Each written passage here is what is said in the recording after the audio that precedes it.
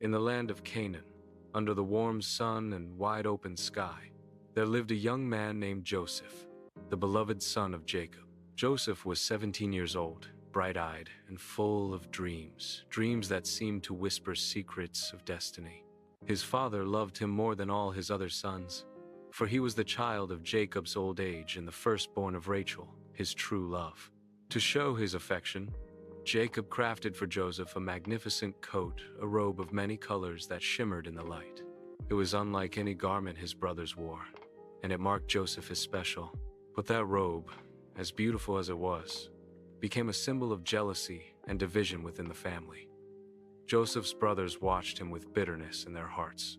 While they labored in the fields and tended flocks, Joseph walked about in his fine robe, reporting back to their father about their behavior.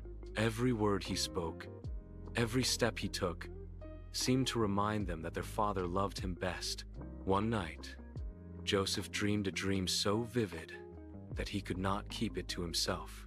At dawn, he ran to his brothers and said, "Hear this dream that I have dreamed. Behold, we were binding sheaves in the field, and my sheaf arose and stood upright, while your sheaves gathered around and bowed to mine." The brothers glared at him, anger flashing in their eyes. "Will you indeed reign over us?" they scoffed. "Shall you truly have dominion over us?" From that moment, they hated him all the more, not only for his robe but for his dreams of grandeur. Still, Joseph's spirit could not be silenced. Soon, another dream came to him, even more extraordinary than the first. "I have dreamed again," he told his family. "And this time the sun, the moon, and 11 stars bowed down to me." His father rebuked him, saying, "Shall I and your mother and brothers bow to the earth before you?" Yet Jacob quietly pondered these words in his heart. One day, Jacob sent Joseph to check on his brothers as they grazed the flocks near Shechem. Dressed in his colorful robe, Joseph set out eagerly, unaware that destiny was already unfolding around him. When his brothers saw him approaching from afar, the gleam of his robe caught their eyes like fire in the sun. "Behold, here comes the dreamer," one brother sneered. "Come now, let us kill him and see what becomes of his dreams." Hatred had blinded them, but Reuben, the eldest, intervened. "Shed no blood," he urged. "Throw him into this pit in the wilderness, but do not lay a hand on him." He hoped to rescue Joseph later. When Joseph reached them, his brothers tore the coat from his body and cast him into a dry pit. He cried out in fear, but their hearts were hard. They sat down to eat bread while their brother lay in darkness below, trembling, and as they ate, a caravan of Ishmaelite merchants approached, their camels laden with spices, balm, and myrrh, traveling toward Egypt. Judah, ever the pragmatist, said, "What profit is it if we slay our brother and conceal his blood? Let us sell him to these Ishmaelites, for he is our flesh." The others agreed. They pulled Joseph from the pit and sold him for 20 pieces of silver. The merchants bound him and led him away toward Egypt. The brothers watched him vanish on the horizon, his cries fading into the desert wind. To conceal their crime, they slaughtered a goat and dipped Joseph's beautiful coat in its blood. They carried it to their father and said, "This have we found. Know now whether it be your son's coat or no."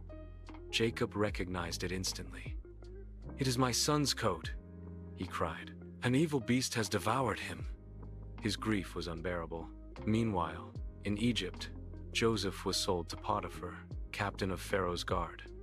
Though a slave, Joseph carried within him a light that no chain could dim. The Lord was with him, and whatever he touched prospered.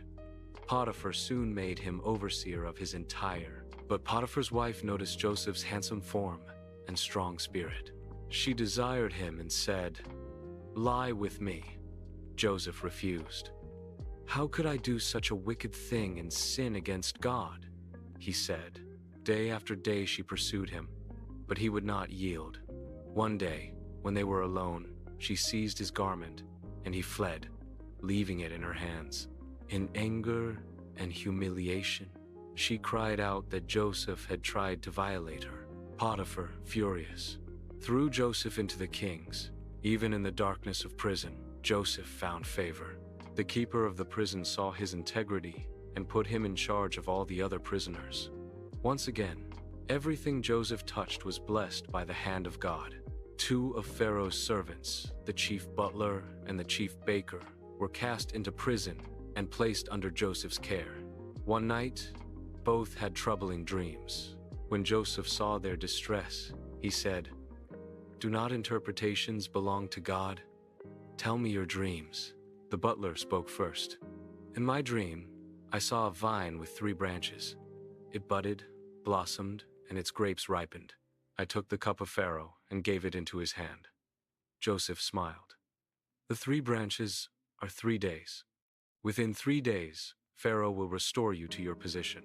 Encouraged, the baker told his dream. "I saw 3 baskets of bread on my head, and the birds ate from them." Joseph's face grew solemn. "The 3 baskets are 3 days. Within 3 days, Pharaoh will lift up your head, but from off you and the birds will eat your flesh."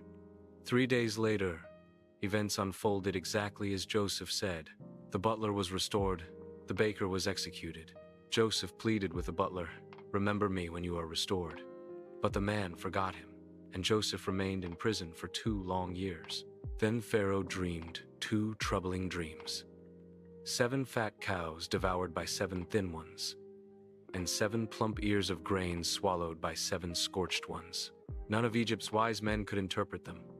At last, the butler remembered Joseph. Joseph was brought before Pharaoh, freshly shaven and clothed. "I have heard you can interpret dreams," Pharaoh said. Joseph replied, "It is not in me, but God shall give Pharaoh an answer of peace." Pharaoh told him the dreams, and Joseph said, "The 2 dreams are 1. 7 years of great plenty shall come, followed by 7 years of famine." Joseph advised Pharaoh to store grain during the years of plenty. Impressed, Pharaoh made him ruler over all Egypt, second only to himself.